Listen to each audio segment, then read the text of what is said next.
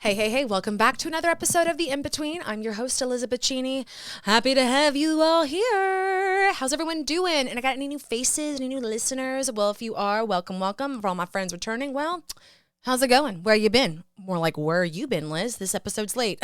Sorry. I've been juggling a lot of balls. I'm going to get into it in a second, but all good things. All good things.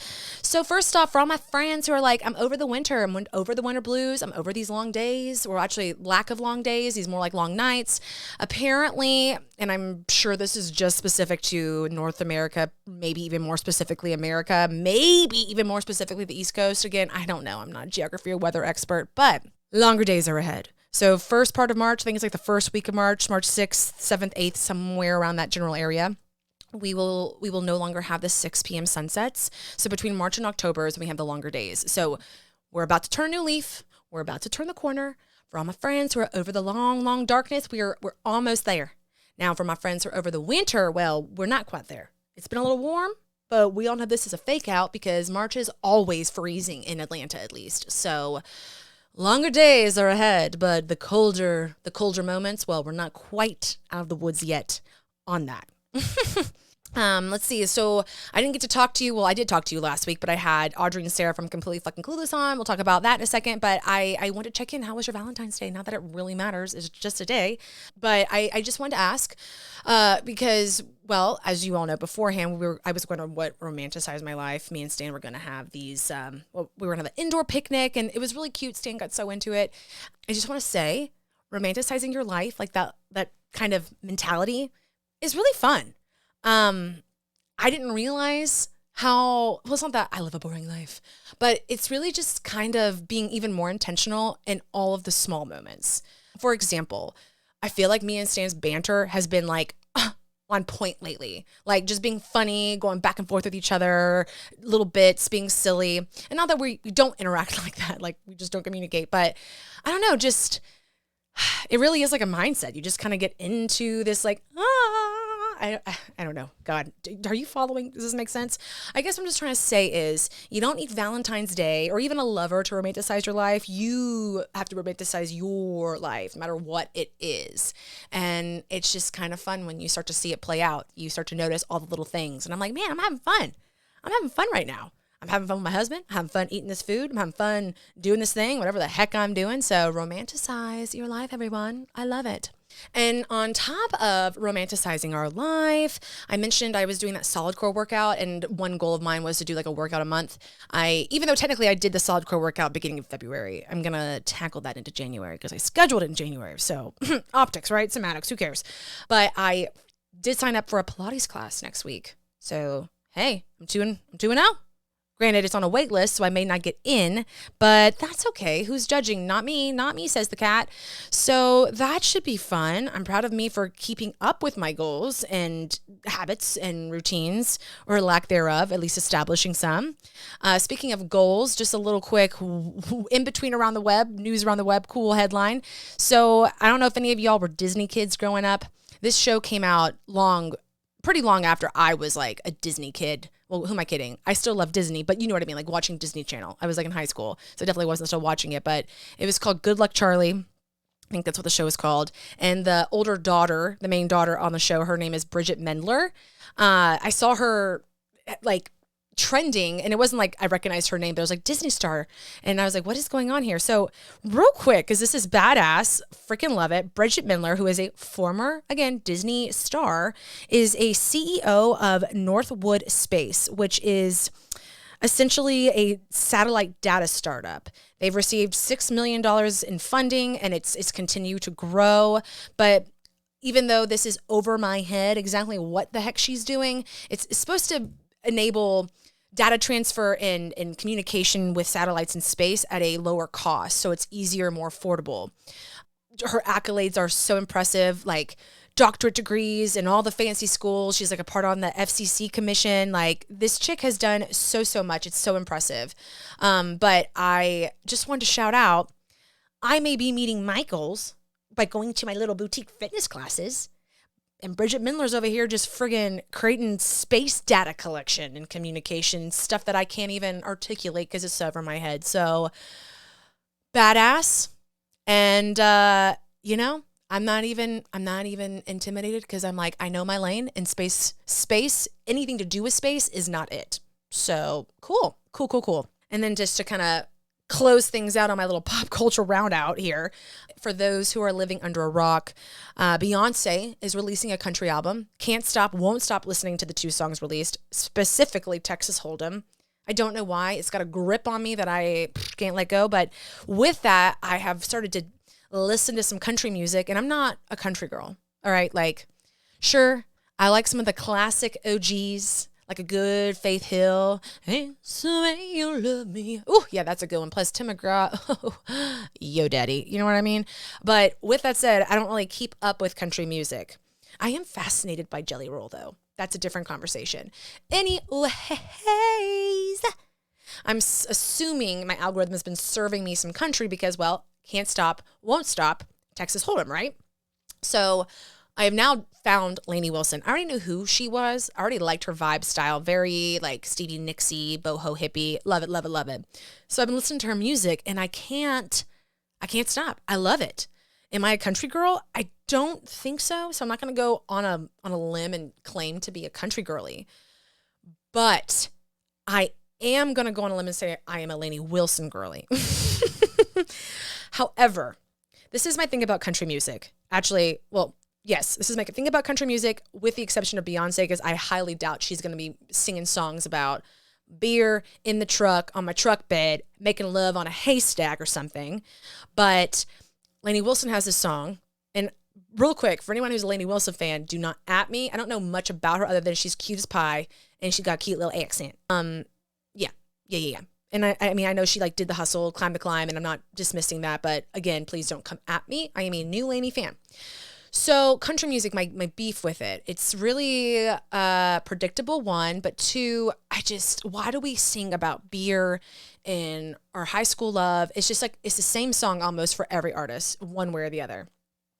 They may sound good on it, but it's like either the same chords or it's like the same song. Lainey Wilson has a song called Truck Like a Heart. And I made fun of it so hard, and now I can't get it out of my head. I can't stop singing it. I can't stop listening to it. So the real argument here is, do you like it or do you love it? I think I love it, but I also hate it. I hate that I love it.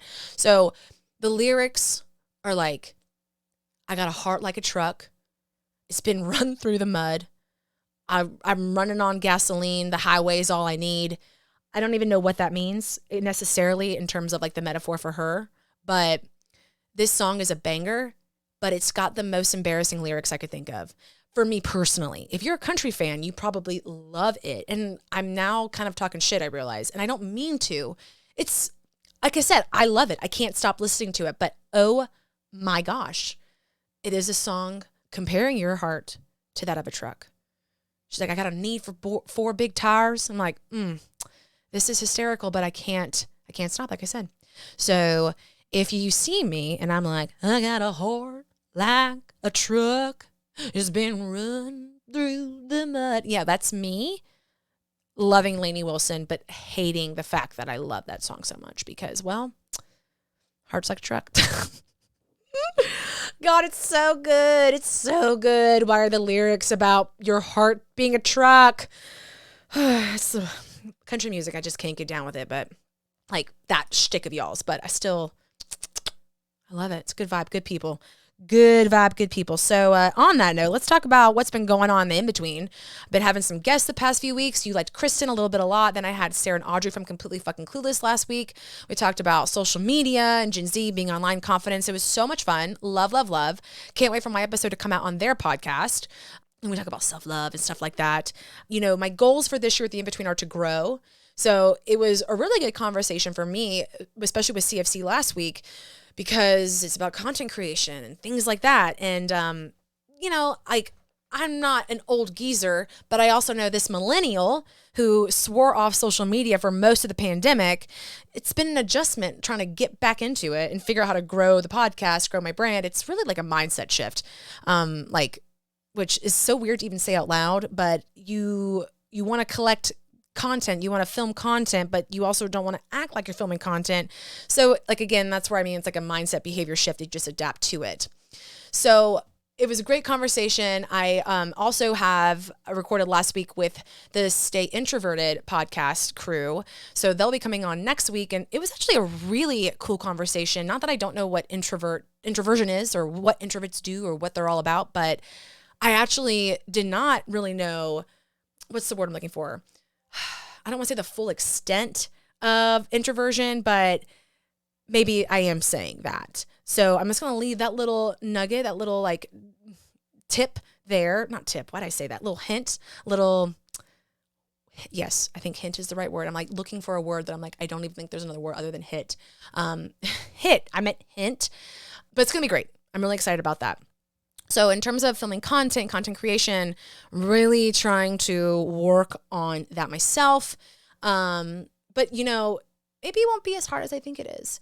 And the reason I'm bringing all this up is I'm about to segue into a funny story, in my opinion, but also just a conversation that me and one of my coworkers, she's Gen Z, love her so much.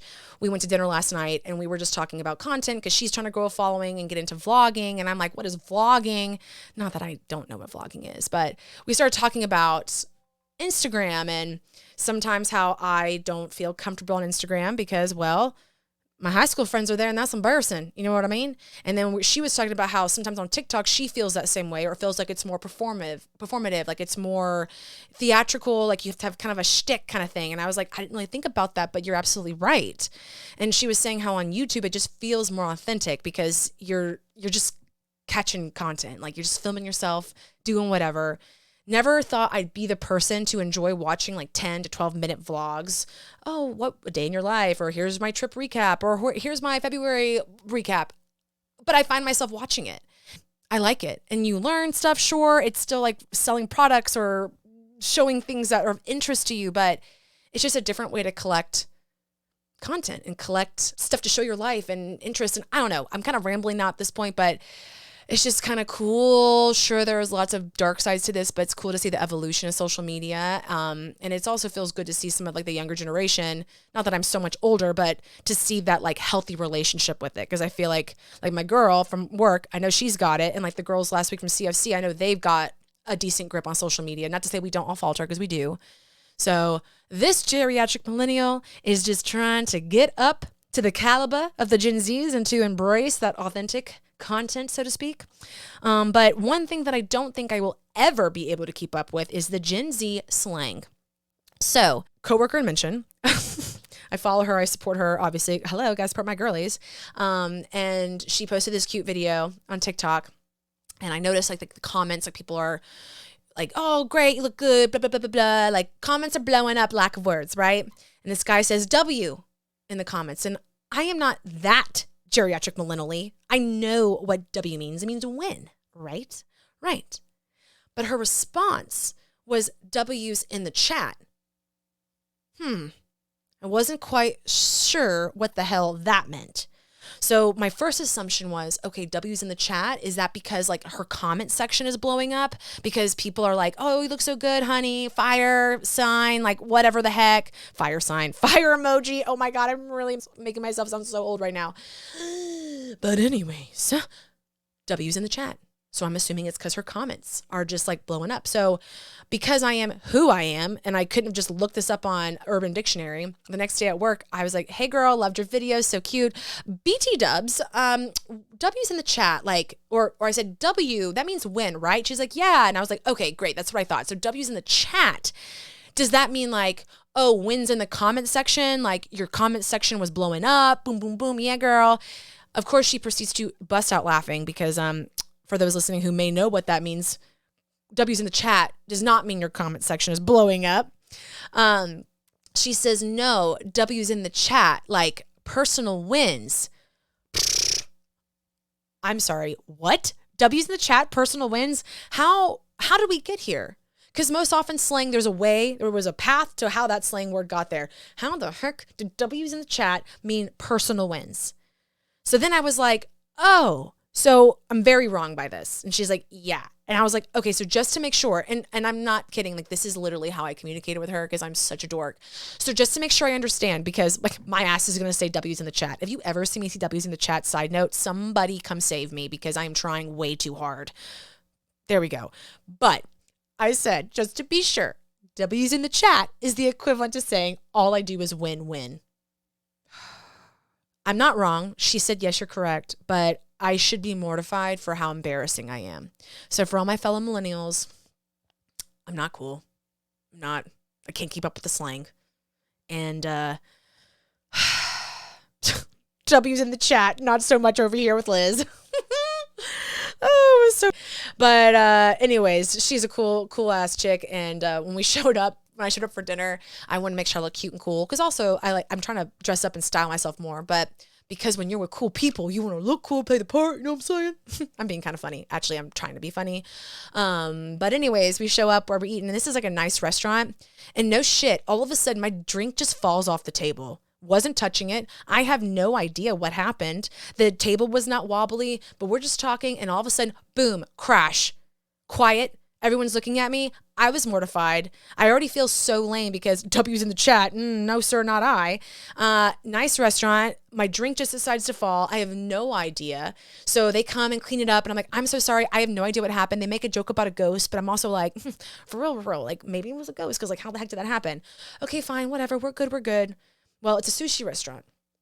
And just FYI, I do love sushi, but cannot use chopsticks. I've tried. Never goes well. One chopstick ends up like on one side of the room. I don't know. Maybe it's because I got big hands. I don't know, but I cannot use chopsticks.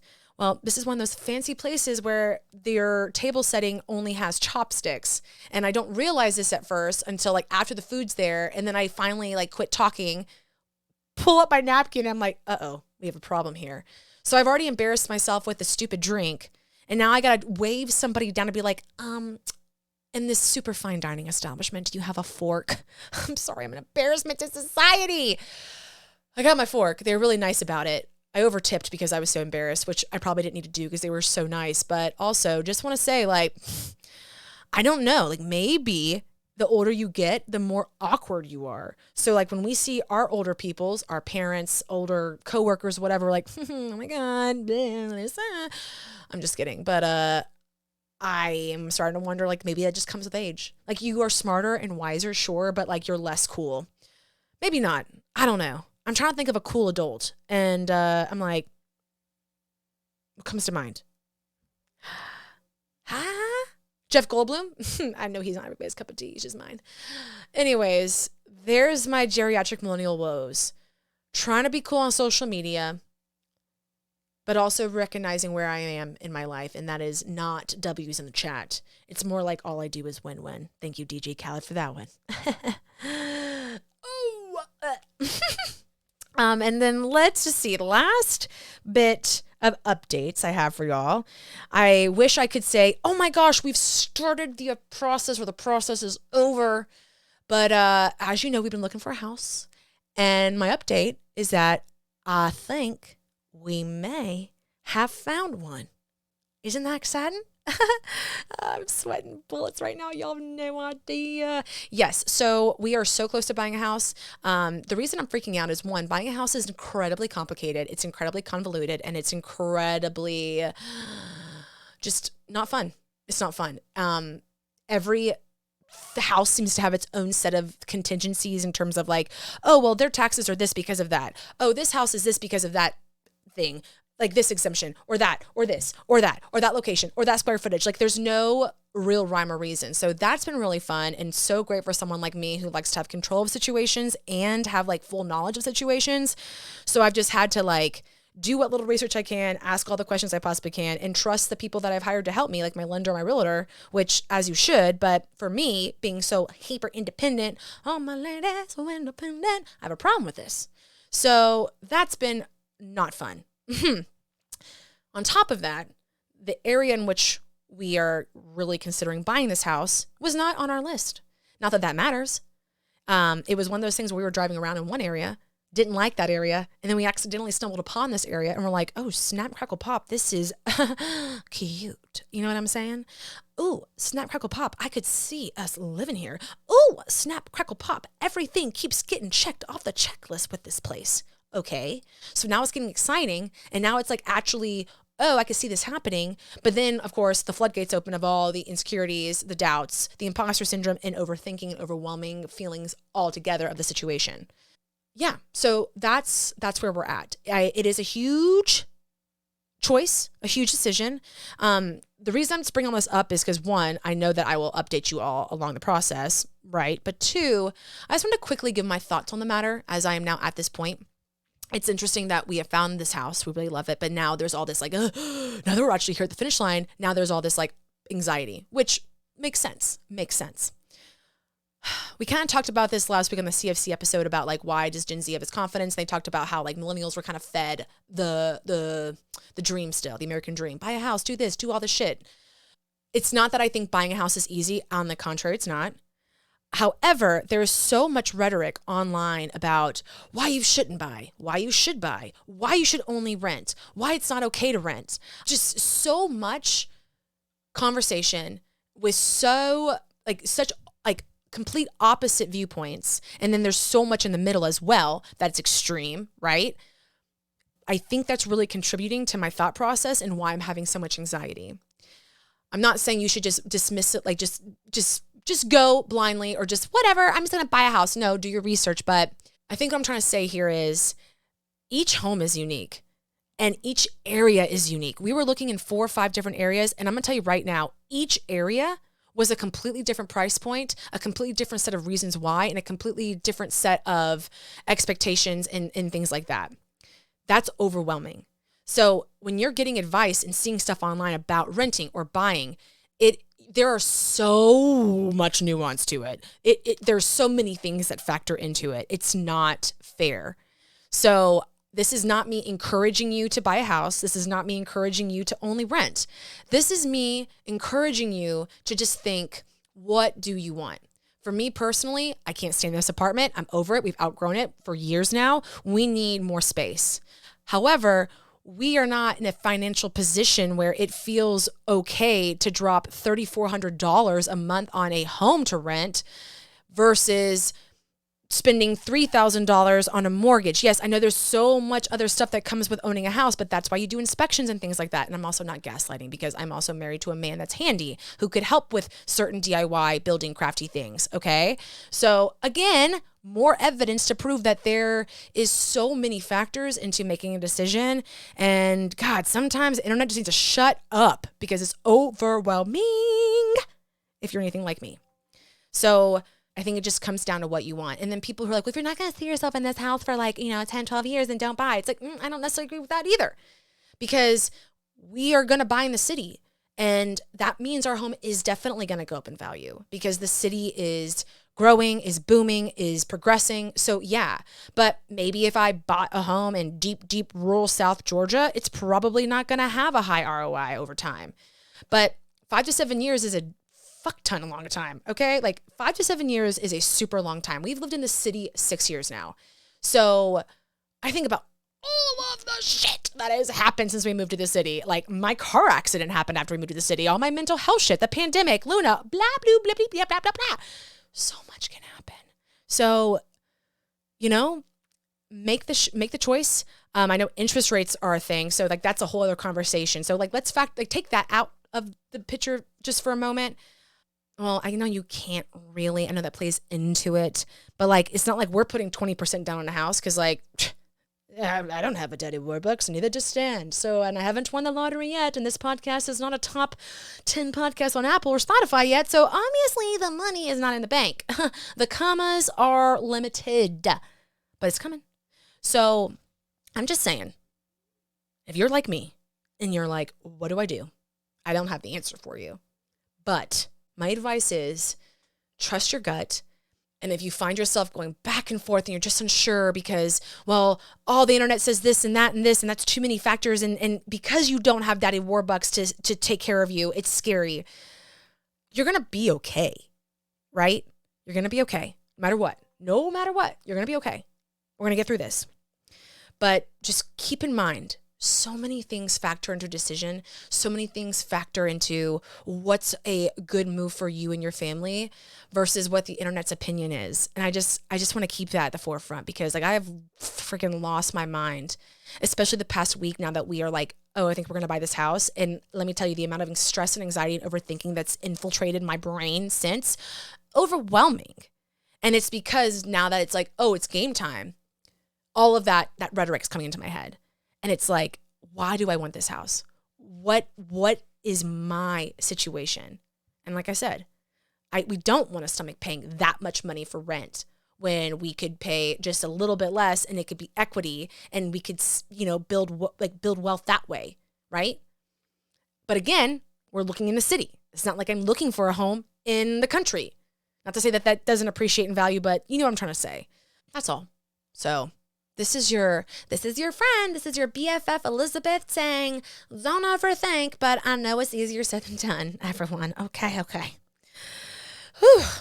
So lots of balls in the air, but man, it's exciting. This website's about to launch. I'm so close, which I know, I feel like I said every single time now, but like I'm actually for real this time. Going to be so much fun. And then I have such good episodes planned for March. I'm going to do kind of like a women's wellness series, even though it's not necessarily just going to apply to women. Okay. So my friends that are on the dudes equation or don't really care about women things, don't worry, you're going to get something out of it. Okay. But I'm having a financial wellness conversation. I cannot wait for y'all to hear Emily. And then Dr. Bobna's coming on and we're going to do a 2-part series, one on gut health, hormones, and then one on fertility and hormones. Ooh. And then I'm looking for one more guest. So if y'all know any kind of badass women that want to talk about a badass subject, I would prefer a woman speaker, but badass subject nonetheless for my women's wellness, women's history. I was trying to say series and history and it came out history. For my Women's Wellness Month series, holler at me. I would love to talk. I'm looking for a chickie, looking for a babe. You know what I'm saying? All right. So on that note, I appreciate you. I love you. I hope you're all doing great. Longer days are ahead, but don't forget the cold is not quite gone yet, everyone. And listen to country music. Remember, heart like a truck. Woo! Been poured through the mud. That's the words we're going to end on this week's episode. So if your heart's like a truck, my heart's more like maybe an electric vehicle. Efficient, sexy, but maybe ahead of their time. Just kidding. I don't even know where I was going with that. Just kidding. I'm not ahead of my time because I can't keep up with the Gen Z slang. W's in the chat. All right. On that note, I need to shut up because I'm just going to keep embarrassing myself and making my case as a geriatric millennial even more and more probable. All right. Well, if you enjoyed this episode, please share it with a friend, a family member, a coworker. Would appreciate it, love it. And follow me on Instagram if you're not doing so already at in.betweenpod, pod as in podcast. And then my personal at Elizabeth Cheney _, and then at the In Between Podcast on TikTok and YouTube. Wow, I can't say that. On TikTok and YouTube. Until then, I will see you next week. We have the Stay Introverted podcast on. Great conversation. And then boom, we're in March, y'all. We are getting through 2024 with a vengeance. And maybe I might even have a house update. So fingers crossed. Let's hope she doesn't ever think that one. All right, y'all. Until then, I'll see you next week. Bye.